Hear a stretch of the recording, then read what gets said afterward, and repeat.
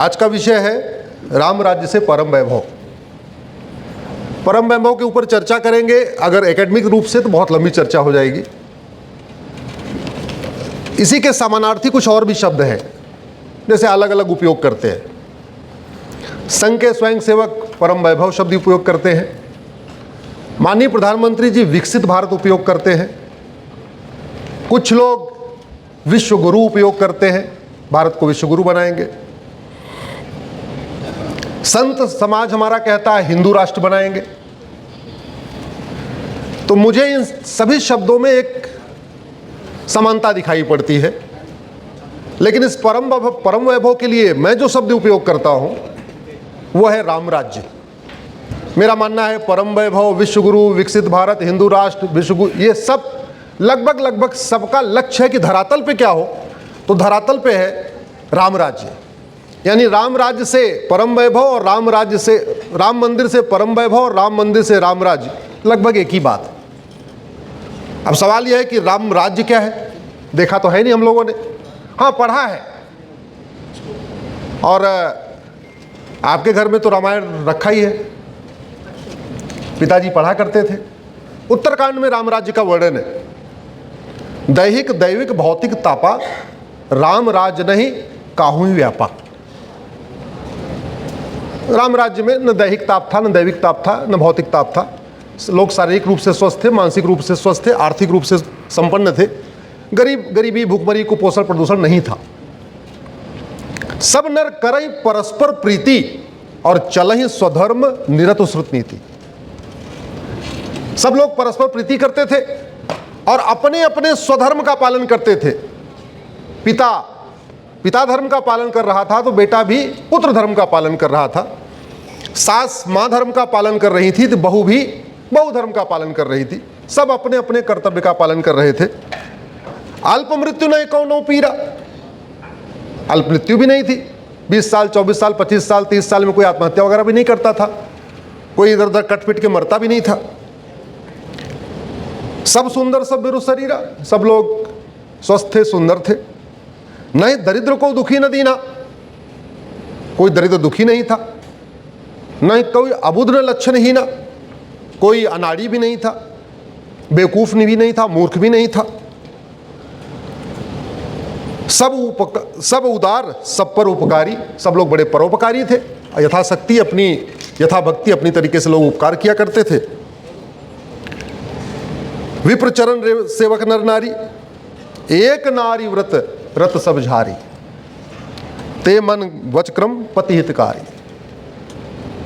मानव इतिहास में जिस यूनिफॉर्म सिविल कोड की आज हम बात करते हैं, हजारों साल पहले हो चुका है। जब बहुविवाह होता था उस समय भगवान श्री राम चक्रवर्ती नरेश, दुनिया के सबसे शक्तिशाली राजा, मर्यादा पुरुषोत्तम, उन्होंने बोला ना ना अब नहीं चलेगा, अब हम दो हमारे दो, एक ही एक विवाह करेंगे, दो ही दो बच्चे करेंगे। ये परंपरा उस समय उन्होंने शुरू किया। तो जिसको आप परम वैभव कहते हैं, विश्वगुरु कहते हैं, हिंदू राष्ट्र कहते हैं, मैं उसको राम राज्य कहता हूँ।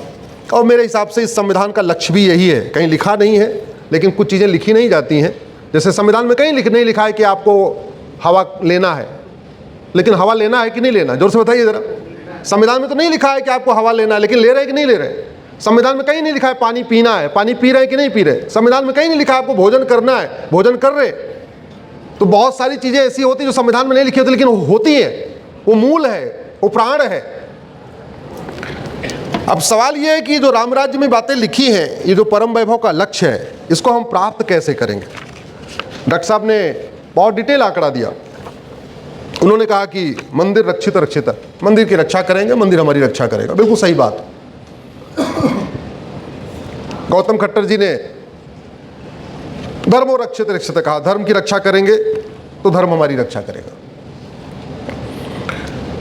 सवाल ये बनता है, गौतम ने एक बात और भी कही कि कोई अवतार नहीं होगा, रक्षा हमें खुद ही करनी पड़ेगी। बात तो ये भी सही बात है। मैं आप लोगों से पूछता हूं, आप लोग ज़्यादातर बिजनेसमैन हैं। दिल्ली में दंगा हुआ कि नहीं हुआ? जोर से बोलिए ज़रा। केंद्र में किसकी सरकार? हमारी। पुलिस किसकी? हमारी। दुबई में कभी दिल्ली जैसा दंगा क्यों नहीं होता? कभी दुबई में आपने दंगा सुना क्या? जोर से बताइए जरा। आप सारे, बहुत सारे लोग गए होंगे, विष्णु जी तो जाते रहते हैं। जब मैं कई बार फोन, बोले कहाँ है, बोले दुबई हूँ। 3 दिन बाद कहाँ है, बोले जी चांदनी चौक आ गया हूँ। ये तो ऐसे जाते हैं दुबई, जैसे लगता है कि जैसे हम लोग यहाँ दिल्ली से गाजियाबाद जाते हैं। दुबई में दंगा क्यों नहीं होता? दिल्ली में दंगा क्यों होता? बरेली में दंगा क्यों हो रहा है? बहरीन में दंगा क्यों नहीं होता? अभी बरेली में दंगा चल रहा है ना, कभी आपने सुना बहरीन में दंगा हुआ हो? नहीं। सोलापुर में दंगा क्यों होता है? सिंगापुर में दंगा क्यों नहीं होता? जम्मू में दंगा क्यों होता है? जापान में दंगा क्यों नहीं होता? कश्मीर में दंगा क्यों होता है? कुवैत में दंगा क्यों नहीं होता? अमरोहा में दंगा क्यों होता है? अमरोहा में पलायन क्यों होता है हिंदुओं का? अमेरिका में क्रिश्चियन का पलायन क्यों नहीं होता? इन सब में एक कॉमन चीज है,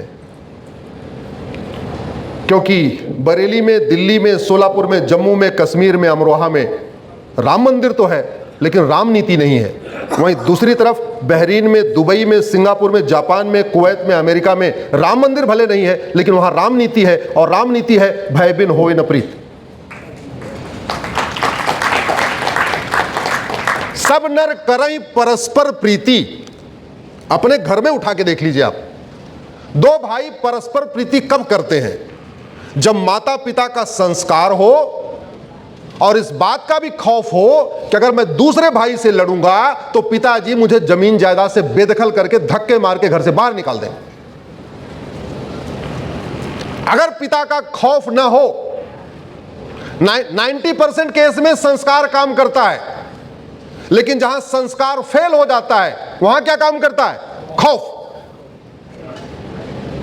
तिरुपति में भगवान तिरुपति से सब लोग डरते हैं, लेकिन नकली लड्डू मिला कि नहीं मिला? जोर से बोलिए। तो 99% लोग तिरुपति बालाजी से डरते हैं, लेकिन 1% जो नहीं डरते, वो जानते किससे डरते हैं? वो कानून से डरते हैं। अभी आज की खबर आई है, अयोध्या में हनुमानगढ़ी में नकली लड्डू बट रहा है। 99% लोग हनुमान जी से डरते हैं, लेकिन जो 1% नहीं डरते, वो किससे डरते हैं? खौफ से। 99% लोग हनुमान जी से डरते हैं, वो मिलावटी लड्डू भगवान को नहीं चढ़ाएंगे, लेकिन 1% जो लड्डू में मिलावट कर रहा है, वो मिलावटखोरी तभी छोड़ेगा जब कानून का खौफ हो।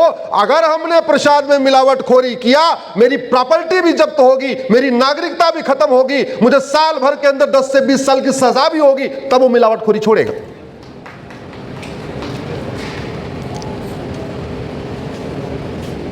दिल्ली में 80% हिंदू हैं, और दुबई में कितने हिंदू हैं?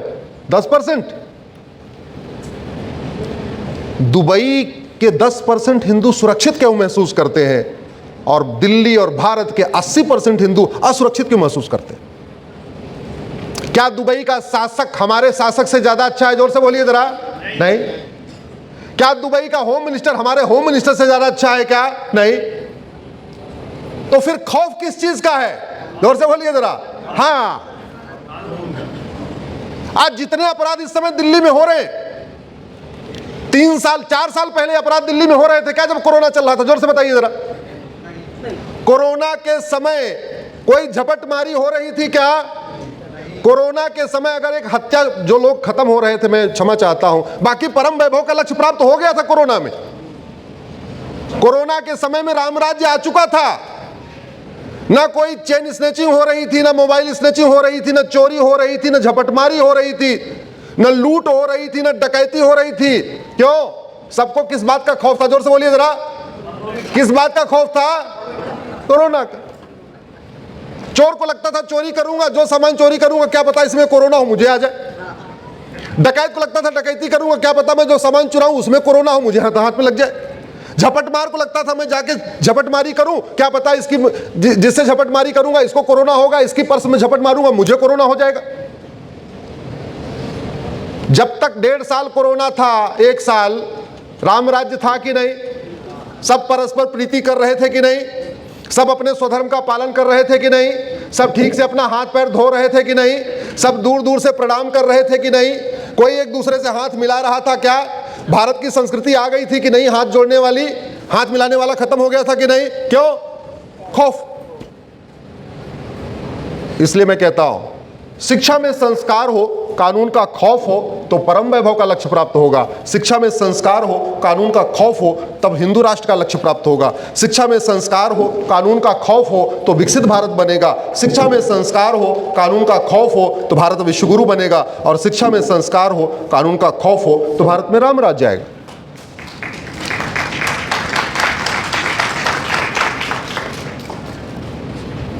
मुगल चले गए, अभी हैं क्या? जोर से बताइए जरा। नहीं। मुगलों का मदरसा बंद हुआ क्या? हुआ? आवाज उठाई क्या? नहीं। अरे जब मुगल आए, मुगलों के पहले भारत में कोई मदरसा था क्या? जोर से बताइए जरा। नहीं। और आज की डेट में कोई मुगल है क्या? नहीं। तो जब मुगल आए तो मदरसा आया, तो मुगल चले गए तो क्या चला? मदरसा जाना चाहिए कि नहीं जाना चाहिए? और भारत का संविधान तो कहीं मदरसा खोलने की इजाजत नहीं देता। मैं चुनौती देता हूं, मुझे पता है मेरा वीडियो सुप्रीम कोर्ट के माननीय जजों तक पहुंचेगा, बहुत सारे लोगों तक पहुंचेगा। मुझे भारत के संविधान में कोई मदरसा एक बार शब्द दिखा दे, मैं आजीवन सार्वजनिक जीवन से बाहर हो जाऊंगा। है ही नहीं है। जबरदस्ती संविधान की गलत व्याख्या करके मदरसे चल रहे। और डॉक्टर साहब सही कह रहे थे, गुरुकुल हो गए 5 से 10 हजार और मदरसे हो गए 4 लाख। जितनी मस्जिद उतने मदरसे, जबकि जितने मंदिर हैं उतने गुरुकुल नहीं है। चलो हम कहते हैं 5 लाख मंदिर है तो 5 लाख गुरुकुल होना चाहिए था कि नहीं होना चाहिए था? और जब देश आजाद हो गया तो हमारी प्राचीन व्यवस्था को लागू करने की जिम्मेदारी किसकी थी? जो सरकार की हमारी, जिन्होंने 1950 में शपथ लिया। क्या शपथ लिया? संविधान की शपथ लिया। विष्णु जी की बेटी बैठी हुई है, प्रियम्बल को पढ़ना बेटा। प्रियम्बल में क्या लिखा हुआ है? हम लोग एक संप्रभु भारत बनाएंगे। सोरिन शब्द इसमें लिखा है, सोरिन को हिंदी में संप्रभु कहते हैं। संप्रभु का मतलब ना गुलामी का नाम हो ना गुलामी का निशान हो। हम शपथ लेते हैं। ये शपथ कौन ले रहा है? सांसद, विधायक, मंत्री और जज ले रहे हैं। शेड्यूल 3 उनमें फॉर्म बना हुआ है, वो फॉर्म की शपथ लेते हैं। क्या? हम एक संप्रभु राष्ट्र बनाएंगे। संप्रभु का मतलब ना गुलामी का नाम होगा ना गुलामी का निशान होगा। और रहते कहां हैं? Babar road, Akbar road, Tughlaq road, Lodhi road. सुबह वॉक करने कहां जाते हैं? लोधी पार्क। मार्केट में कहां जाते हैं? खान मार्केट। शपथ अपनी लेते हैं लेकिन अपनी शपथ को फॉलो नहीं करते। अब बहुत सारे लोग सोच रहे हैं इसका समाधान क्या है? अरे भैया, भारत में हजारों नाम पड़े हुए, कब तक एक एक नाम मिटाएंगे? भारत का संविधान कहता है संप्रभु राष्ट्र बनाना है। एक भारतीय नामकरण आयोग बनाइए, एक भारतीय नामकरण संहिता बनाइए, एक ही झटके में भारत से गुलामी का नामो निशान मिटा दीजिए। बार बार क्यों करना? कभी ये बदलना, कभी वो बदलना, कभी वो बदलना, कभी वो बदलना, क्यों? एक आयोग बनाइए और जितने भी हमारे गुलामी के नामो निशान सबको मिटा दीजिए, खत्म बात हो गई। गुलामी की कुरीतियां चल रही है, क्यों? जितनी गुलामी की कुरीतियां हैं सब 12वीं शताब्दी के बाद आई। 12वीं शताब्दी के पहले मुझे एक कुरीति बताइए। बाल विवाह यहां होता नहीं था, रात्र विवाह यहां होता नहीं था, घूंघट प्रथा यहां होती नहीं थी। कौन सी कुरीति थी? सती प्रथा आई मुगलों के चक्कर में। बाल विवाह शुरू हुआ मुगलों के चक्कर में, क्योंकि बेटियां बड़ी होती तो उठा लेते थे। दिन में विवाह होता था, हमारे यहां तो रात्रि विवाह महापाप है। यह दुर्भाग्य है कि हमारे पंडित जी लोग नहीं बता रहे। सूर्यास्त के बाद विवाह, सारे शुभ कार्य, गर्भाधान संस्कार के अलावा बाकी जो 15 संस्कार हैं वो सूर्योदय से सूर्यास्त में होते हैं। एक ही संस्कार को रात में छूट दी गई, वो गर्भाधान संस्कार को। सूर्यास्त के बाद तो डेड बॉडी भी नहीं जलाया जाता। अगर सूर्यास्त के बाद किसी की डेथ होती, रात भर रखते कि नहीं रखते? अगले दिन सूर्योदय का वेट करते। क्यों शुरू हो गई? मुगलों के चक्कर में। कहीं स्कूलों में चैप्टर कहीं लिखा हुआ है क्या? जोर से बताइए। ये जितनी सती प्रथा कब शुरू हुई, बाल विवाह कब शुरू हुआ, रात्रि विवाह कब शुरू हुआ, घूंघट प्रथा कब आई, कहीं प्राइमरी में, जूनियर में, सेकेंडरी में कहीं चैप्टर है क्या? नहीं। जब नहीं पढ़ाया हमारे बच्चों को, ये पढ़ेंगे कहां से? चेतना सम्मेलन करके कितने लोगों को बता पाएगा? ये तो होना चाहिए प्राइमरी के सिलेबस में। मुगल चले गए, मदरसा बंद करो। अंग्रेज चले गए, मॉन्टेसरी स्कूल बंद करो, मिशनरी स्कूल बंद करो, हमारी शिक्षा व्यवस्था लागू करो। अब जब मैं कहता हूं वैदिक गुरुकुल शिक्षा व्यवस्था, तो लोगों को लगता है तो कोई वो पोंगा पंडित वाली बात हो रही है। मुझे ये बताइए, आर्यभट्ट किसी मिशनरी स्कूल में पढ़े थे क्या? नागार्जुन किसी मिशनरी स्कूल में पढ़े थे क्या? चरक और सुश्रुत किसी मिशनरी स्कूल या कॉन्वेंट स्कूल में पढ़े थे क्या? आखिर बाद में चरक और सुश्रुत क्यों नहीं पैदा हो रहे? मुझे Montessori school, missionary school, convent school या मॉडर्न स्कूल से पढ़ा हुआ कोई व्यक्ति नागार्जुन क्यों नहीं बन पा रहा है? चरक क्यों नहीं बन पा रहा है? सुश्रुत क्यों नहीं बन पा रहा है? याज्ञवल्क्य क्यों नहीं बन पा रहा है? मॉन्टेसरी स्कूल, मिशनरी स्कूल, जितने मॉडर्न स्कूल हैं, इनसे पढ़ा हुआ कोई महर्षि पतंजलि क्यों नहीं निकल रहा है? हमारी शिक्षा व्यवस्था केवल ये नहीं थी कि पूजा पाठ कैसे करना है, वैज्ञानिक शिक्षा व्यवस्था थी। जितने पुराने वैज्ञानिक हुए कहां से हुए? हमारी प्राचीन व्यवस्था से निकले। आज हम न्यूटन को पढ़ते हैं, न्यूटन से 3000 साल पहले लॉ ऑफ ग्रेविटी कणाद बता के गए। कणाद किसी Montessori school, missionary school, convent school से पढ़ के आए थे क्या? ये तो बाद में अभी बता रहा है, उसने 200 साल पहले बताया, हाँ सेब गिर गया जी, हो गई बात। हमारी शिक्षा व्यवस्था बदलने की जरूरत है और मेरा यही प्रयास है कि गुलामी की शिक्षा व्यवस्था बदले और शिक्षा का भारतीयकरण हो, वन नेशन वन सिलेबस हो, वन नेशन वन करिकुलम हो, one nation one education board हो। कृष्ण और सुदामा एक साथ पढ़ें, दशरथ और सुमंत एक साथ पढ़ें, गरीब और अमीर एक साथ पढ़ें, चारों वर्णों के बच्चे एक साथ पढ़ें, मजदूर और मालिक का बच्चा एक साथ पढ़े, तभी सामाजिक समरसता आएगी, तभी परम वैभव प्राप्त होगा, तभी विकसित भारत बनेगा। इसलिए इस वर्तमान गुलामी की शिक्षा व्यवस्था को बदलना जरूरी है।